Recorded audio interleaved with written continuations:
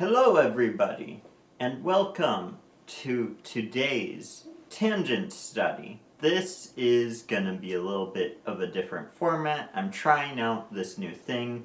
It's more reaction based. So I'll have the movie playing, I will pause it, and I will comment on it.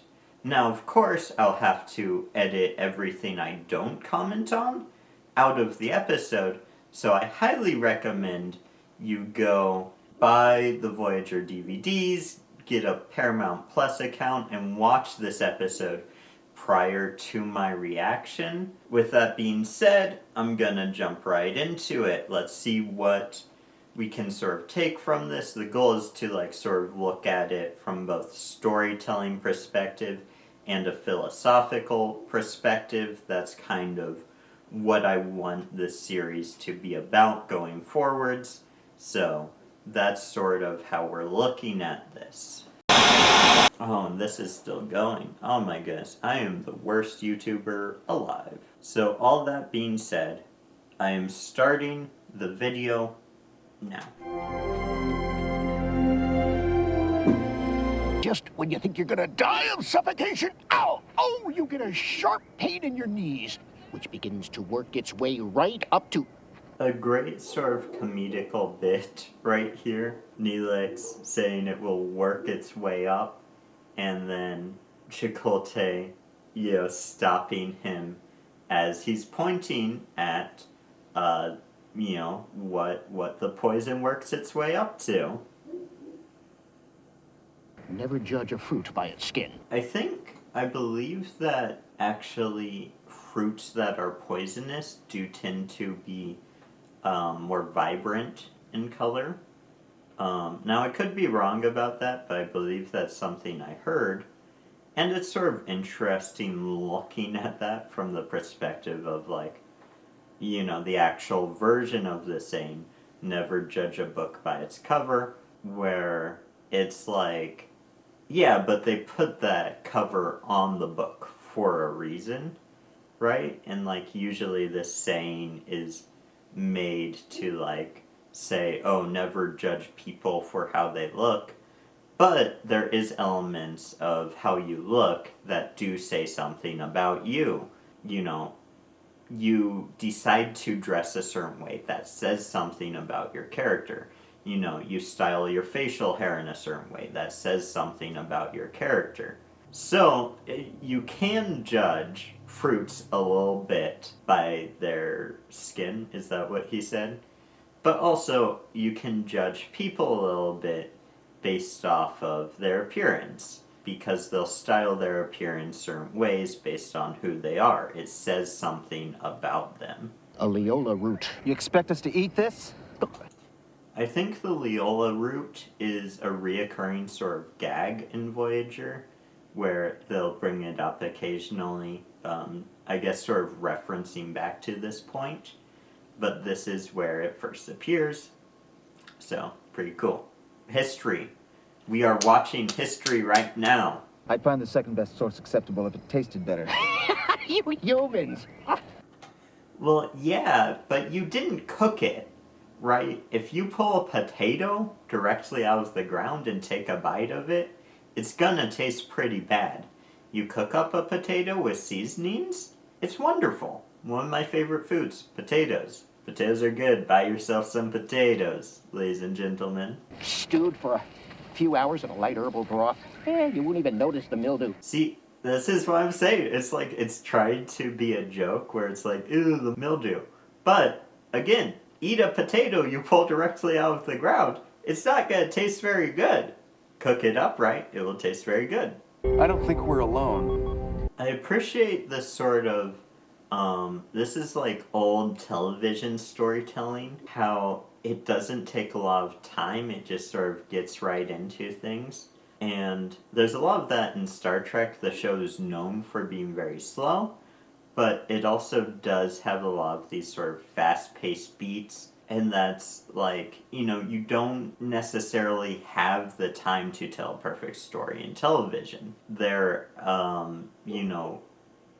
writing and getting these episodes out every week, and I think that's something I love about a lot of these older TV shows, is just sort of the imperfections of it, where it's like, I could just watch like a perfectly made movie that's like technically better in every way, where like the pacing is exactly right and all that. But I love this sort of like right to the point sort of thing. I love us just jump into the ship and Tom Paris is like, I think there's someone else here.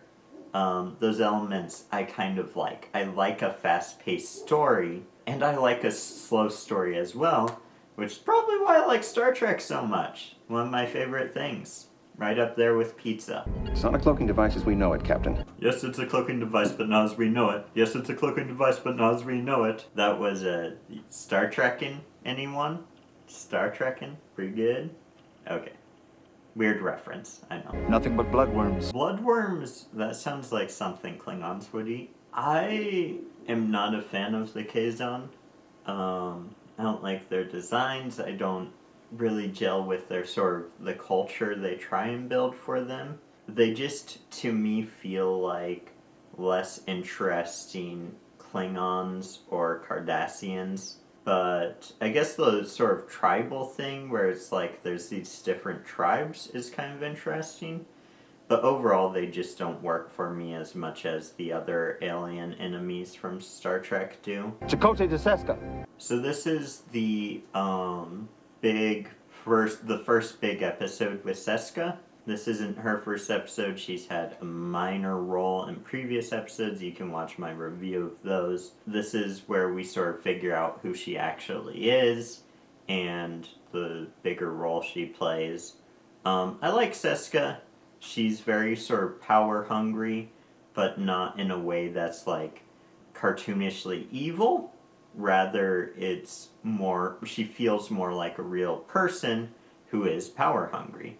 And that's one of the things that I love about Star Trek, as opposed to something like maybe Star Wars or Lord of the Rings, that paint things very black and white, is Star Trek is very good with having every character feel very human, where it's like they have their good side, they have good parts and they have bad parts, but it's all part of the same humanity package. Ironically, because a lot of them are aliens, and that's not to say that Star Wars or Lord of the Rings doesn't have those characters. Star Wars, has Darth Vader famously. Like the sort of story arc is the redemption of Darth Vader. And Lord of the Rings has Boromir, who is an awesome, very human character that struggles with his evil side. Love that sort of story. Thank the prophets. Okay, so this is interesting. Spoilers here. If you haven't watched this episode, stop watching me, a bum. Go and watch the original episode. I told you that at the beginning. What are you doing here? Mushrooms. She was probably thinking, oh no, a Starfleet person. I've gotta kill them because they know that I'm here meeting with the Kazon. And she's like, it's Chakotay and I have a weird romantic crush relationship with him. But, I mean, she also did have a bag of mushrooms as a way to cover up. So, who's to say what was actually going through in her head? I think she was completely ready to kill him till she realized who it was. Commander Chakotay was injured, but is recovering from his wounds. He has like this sort of vague, I got shot sickness that he has to recover from. It's kind of fun because he kind of seems fine. He definitely doesn't seem like I got shot, right? Like what wounds does getting shot with a laser actually affect you? I guess if it's like phaser rules, then it's kind of like he got tased. So like, I don't know, maybe he's like a little bit out in the head. I don't know. What injury do you think this laser gun put on Chakotay? Jackson and I broke into the kitchen. I love this moment the man who plays Chakotay here does a very good sort of, oh, we're having fun, we're laughing. Wait a minute. She just said she completely broke the rules of the ship. And that's fun. I like it. You looted the food reserves? The morale crisis ended a few minutes ago, so I'd say Image to Chakotay. that he probably does. Good comedical timing. I really love, like, the use of sort of irony as, like, a comedy thing. And, it works really well here, where she's like, oh yeah, I think he's figured it out right about, and then Neelix is like, I figured it out! I gotta talk to Chakotay because I figured it out. Taking food out of the mouths of their crewmates. I know. Also, Keska's actress does a really good job, like, trying not to smile and laugh about this. I think that's pretty good. I think she did a good job there. After all we've been through?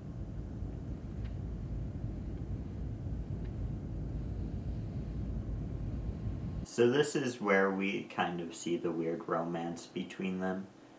We got a little bit of that, like, back in the cave where she's like, oh, I want him to make your favorite mushroom soup. But this is obviously a very weird relationship, and yeah, let's see where it goes.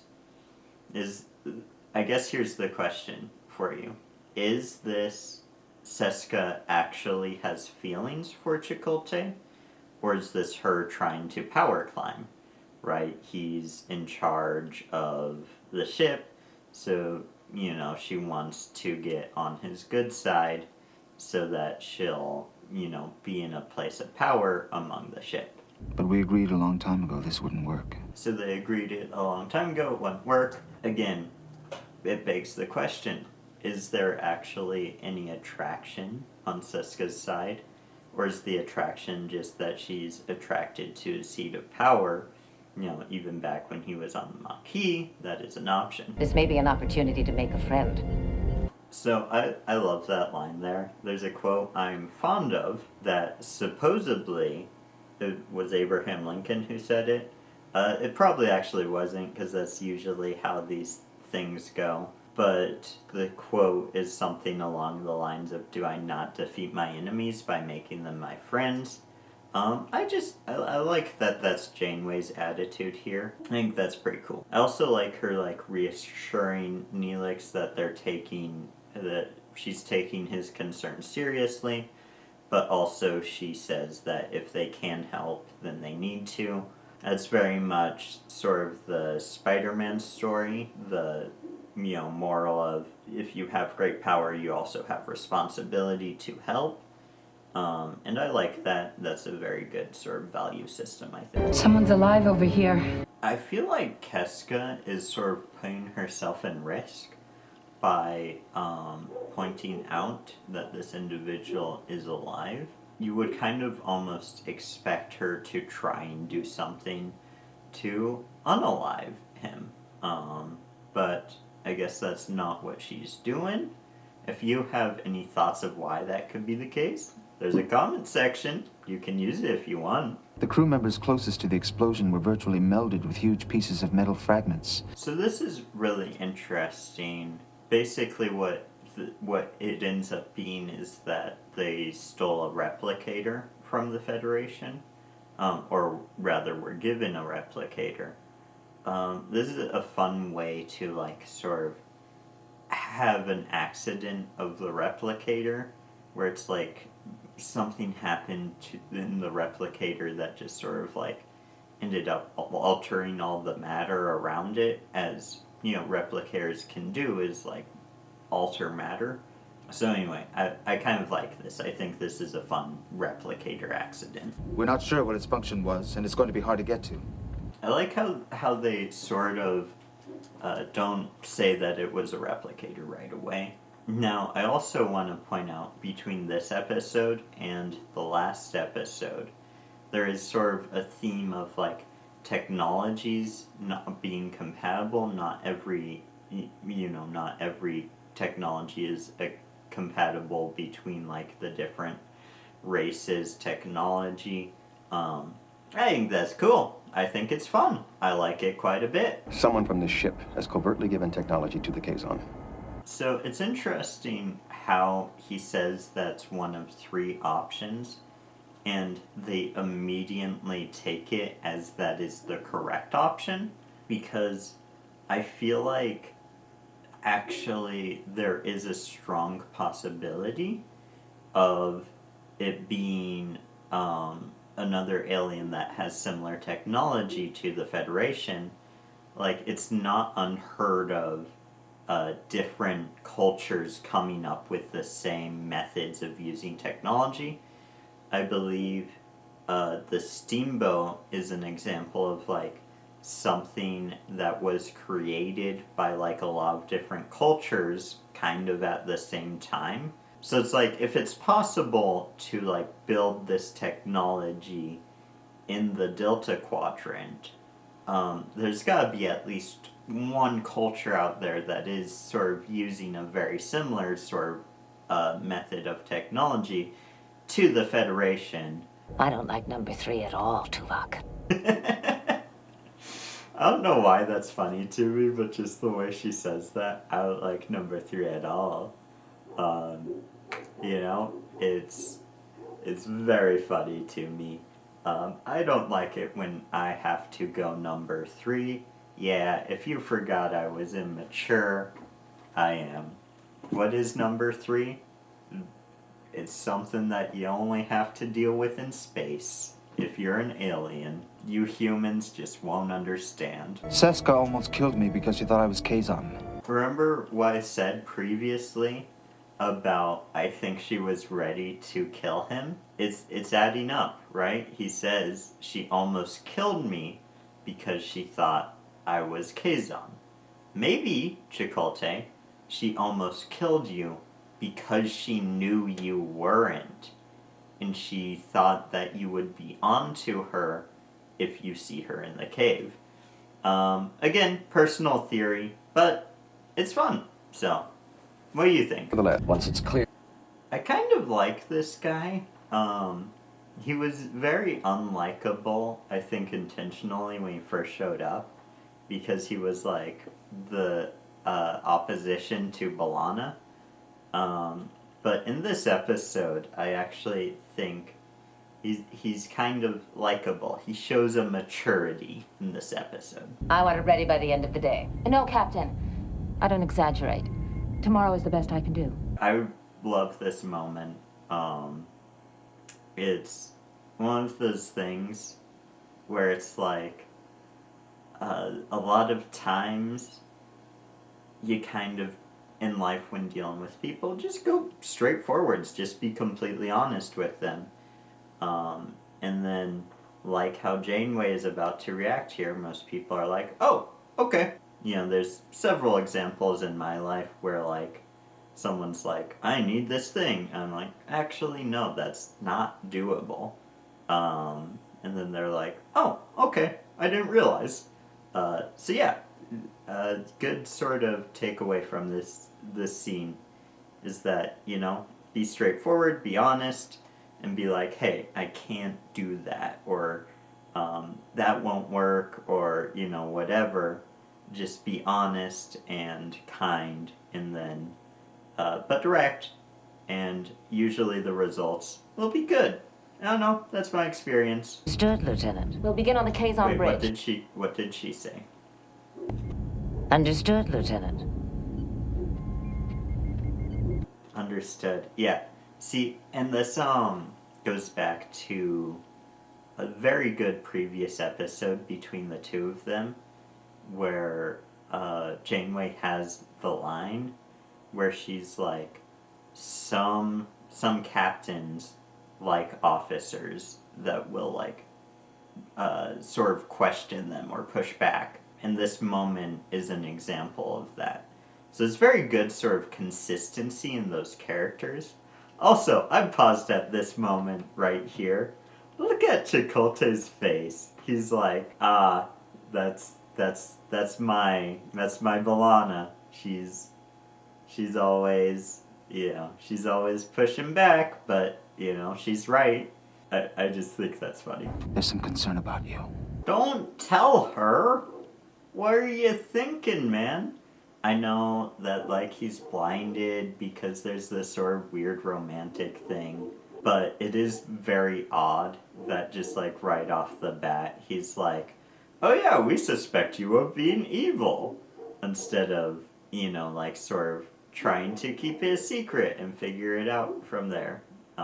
I'm trying to take you out of harm's way to protect you. This is your idea of protection? It is true that, like, a lot of times you can try and, like, protect people or help people, right, when really that's not what they want and or need, you know, and I've seen that in people I've interacted with, where it's like, you know, you try really hard to be helpful, and then it's like, you don't need to be doing that for me, right? Like,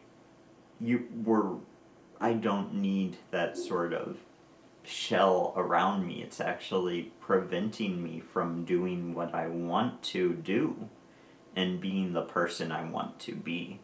That was just sort of a thought that entered my head.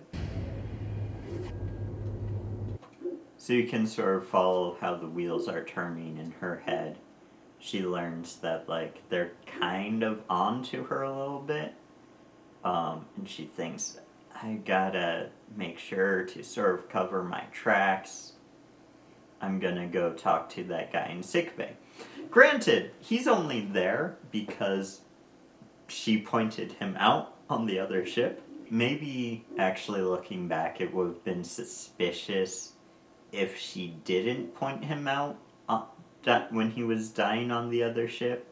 But I would think that, much like how this Kazon ends up dying later, she would have some sort of a similar device to subtly kill him while no one's paying too much attention. Anyway, she didn't, but now she's coming back to sickbay. Would you call me right away if he wakes up? I imagine she's planning on killing him, right? That's why she wants the doctor to call her right away. Did you ever come in to leave a blood sample on file? I never got around to it. This is really great. I love this moment because it wraps into the story at hand. It makes sense. It's not out of nowhere, because they need to replace his blood. Also, though, it does the necessary foreshadowing for the reveal of who Seska really is. So it's good writing right here. I like it. It's well done. The captain said she wanted the console today. So, this is cool. The captain said she wanted it today. So that moment with B'Elanna not only was a good character moment, but it shows sort of the motivation for Seska in this moment. Again, good writing, just wrapping things together in a way that shows sort of multiple purpose. You know, it again reinforces the previous scene relationship between B'Elanna and Janeway, but also it adds this element of giving Seska a reason to go over to the ship to prove herself, and also because Janeway said she wants it today. Now, with that being said, I always do wonder how much of this stuff is sort of on purpose and how much is just sort of accidentally they wrote something really good. I don't know. I choose to believe it's intentional, but it's also possible to accidentally write good stuff. George Lucas, I'm looking at you. Not as big of a George Lucas hater as a lot of people are, but he definitely does have some silly ideas that accidentally got left out of the original trilogy. She's gone back to the Kazon ship to prove herself to us. Can't you see that? I like this. This is sort of Love is Blind, right? I'm not talking about the TV show Love is Blind. I'm talking about how when you're romantically involved with someone, a lot of times you can't see the red flags, the questionable things. Sometimes you just choose not to because it's easier. And this is what I see here in Chakotay. Very good. And I've worked as hard as I can to make myself a valuable member of Lieutenant Torres' team. See, that's good. It's also a good payoff to, like, when B'Elanna was like, I'm gonna need your help, buddy. We don't always see eye to eye, but you know more than me in certain areas. It's nice to see that they've sort of buried the hatchet, so to speak, and now it seems like they're getting along. Also, it's sort of part of the story arc of, is he the one who did it? Again, it's a good way of elements of the story sort of coming together to create a bigger picture, which I love. You mean when I was picking those poison apples? They bring back the poison apples. Again, it served as sort of a funny moment with Neelix, but also, you know, bring it back. This episode does a really good sort of way of just like wrapping everything together, where it's painting the story that, or painting the picture that needs to be painted for this episode, but also it paints a bigger picture of like character dynamics, and also it paints a couple of small pictures which are just like little jokes in there, like the poison apples and stuff. So it's pretty good. Maybe you should ask Seska. Everybody knows she was found in the cave with the Kazon. This is pretty good because it kind of paints a picture where it's like the story could go either way. It could go, Keska is actually evil, or it could be painting a picture of like, oh, everyone's turning their back on her and like she has to prove herself. I don't know, it's sort of a good sort of way of doing like audience motivation, right? Where it's like you're kind of familiar with both sort of stories, so which is it in this particular episode? Seska spent most of the last 2 years as an enemy of the Federation. So have I. I think that's a pretty good point here, where Janeway's like, Seska was a terrorist. Chakotay's like, well, if that's your reasoning, I'm also a terrorist, so, you know, are you gonna suspect me too? Perhaps by then, we'll have the answers we need. He will leave us with him. That scene does sort of paint a pretty good picture of Janeway's negotiating skills. I think in these moments, she is the right amount of aggressive without, you know, being too aggressive, which I think is a very good sort of part of Janeway's character here. So this is what I'm talking about here. This is similar to what I would assume Keska would have done when she found this guy in their ship. But she didn't. My suspicion is she was born Cardassian. So this is a good sort of tie-in to Deep Space Nine. In Deep Space Nine, the Skull Dukat, he ends up turning himself into a Bajoran. It's sort of a big part of the finale storyline of that show. So whether this show did it first or Deep Space Nine did, I don't exactly know when exactly the timelines line up for these shows. But it is a nice bit of continuity between them where they're like, yeah, Cardassians are altering themselves to be Bajorans. Like, that's something that they can do. And it's nice. I love that attention to detail here. You know, I'm really easy to get along with. But I don't like bullies, and I don't like threats, and I don't like you. I like that line. Yeah, it just, again, it's sort of Janeway knowing when to be a diplomat and when to, like, sort of take off her gloves and get ready to actually throw some verbal punches. And I like that. I like that she's just like, hey, look, I am a diplomat. I like to work things out without violence, But also, I hate the fact that you're trying to bully us right now. I don't like that about you. Very good. Good writing. We may take replicators for granted, but imagine what it would mean to a culture that doesn't have this technology. I think that's interesting to think about. You know, we take microwaves or refrigeration or the internet for granted. But, like, just think about, like, how much different things are if you don't have those things. Refrigeration, great sort of one-to-one example. To us, it's a normal part of life. Other countries don't have refrigerating. And, you know, sort of the way they go about their food is very different because they do not have refrigeration. So, you know, that's sort of an interesting takeaway there. And this is sort of the things I love in Star Trek, is like these little sort of philosophical nuggets planted in here and there. It's also why I like doing this show, is because a lot of times when you just watch the show as a show, you don't pick up on all of these little nuggets.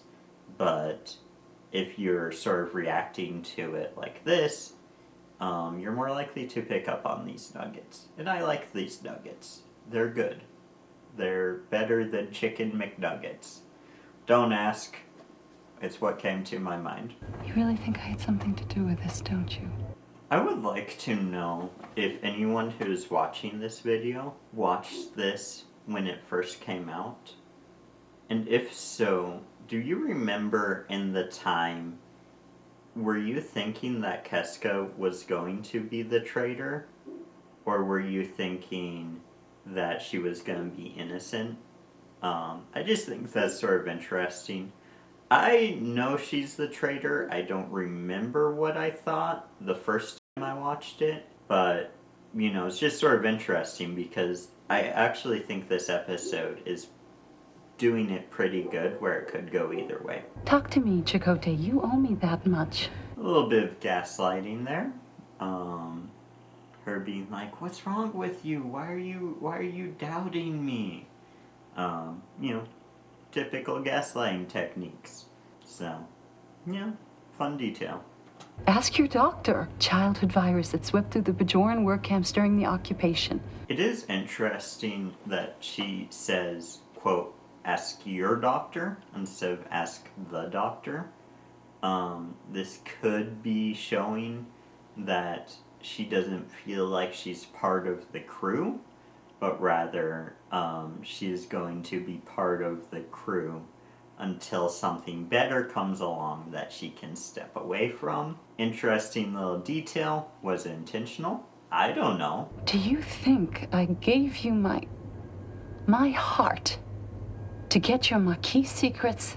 If this wasn't Star Trek, I would feel like that Jester would be a little bit over the top and sort of give away that, yeah, she's hamming it up because she's guilty. But there's a little bit of over the topness in Star Trek, which I like. I like the tone of Star Trek. So anyway, I feel like in a real situation, you think I would give you your heart? Like, don't trust that person. Your secrets weren't good enough. Wouldn't have been worth the trouble for a Cardassian agent. This is more gaslighting. That's pretty good. She's like covering all of the gaslighting bases, so to speak here. She's like, this isn't like you to question you. You're questioning you is hurting me because I gave you my heart. And then she's like, besides that, you aren't even good enough for me to be infiltrating. Pretty good. Pretty good writing as like a realistic sort of gaslighting individual. To the missing replicator materials. Should we start the trace now? Negative. It might alert them. They're entering data. Intriguing. It appears as though they're trying to place evidence at the scene of the crime to indicate. It's cool how they actually put it in there where you can see files moving. Also, fun fact, the hands there probably were not the actor who plays Tuvok's hands. They were probably someone who was hired just to have their hands on camera, because that was usually the case in at least Voyager, probably all of Star Trek. Anybody know whose security code that belongs to? Oh my goodness, that is great foreshadowing. Chakotay says they're hiding it, but not very well. That's really good, because we know that she's purposefully, you know, if we've seen the episode, how the episode ends, which we have, because I told you to watch it twice in this video. If you haven't and you're at this point, shame on you. You're not my favorite student. But he says she's, they're hiding it not very well. She's purposefully hiding it, but she wants them to find it. Carrie is trying to point the finger at Seska. It is sort of a funny charade where it's like she's making it look like it's him, making it look like it's her. I don't know, it's just a very sort of interesting, nuanced plan. We know who gave the technology to the Kazon. Good sort of fake out ending. He says that, and you're like, oh, he's there to tell her that she's in the clear. Psych. You did. What? But it was this station, in sickbay. It's a little disappointing that the conclusion is just like, yeah, we traced it back to right here, and, you know, you tried to make it so we couldn't do that, but we could. I don't know, a little underwhelming, but they got in the episode, they gotta figure out a way to do it, so. And may I say, a doctor less informed about Bajoran medicine might have been fooled.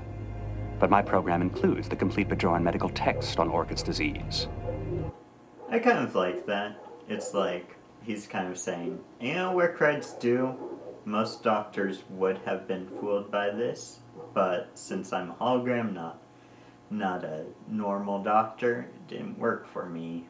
I did it for this crew. I feel like this is sort of gaslighting again. You know, if she was actually doing it for the crew, then she would have had them in on it. Right? She wouldn't have been doing anything in secret. But instead of like actually telling the truth, it's sort of shifting blame. Oh, actually you're bad because I'm trying to help. Again, I think it's really interesting writing her as like this very gaslighting sort of figure, and it's well written. Do you understand? If this had been a Cardassian ship, we would be home now. Yeah, she's kind of like presenting, you know, if we were willing to break the rules, we would be home, and I'm bitter about that. It is sort of interesting, especially thinking about how in the first episode they could have easily gone home and destroyed like the teleportation. That's what she's referencing here, but that's not what happens. So anyway, it's interesting. Alright, so that will be the end of this episode. Let me know if you like this new format. I'd love to hear it.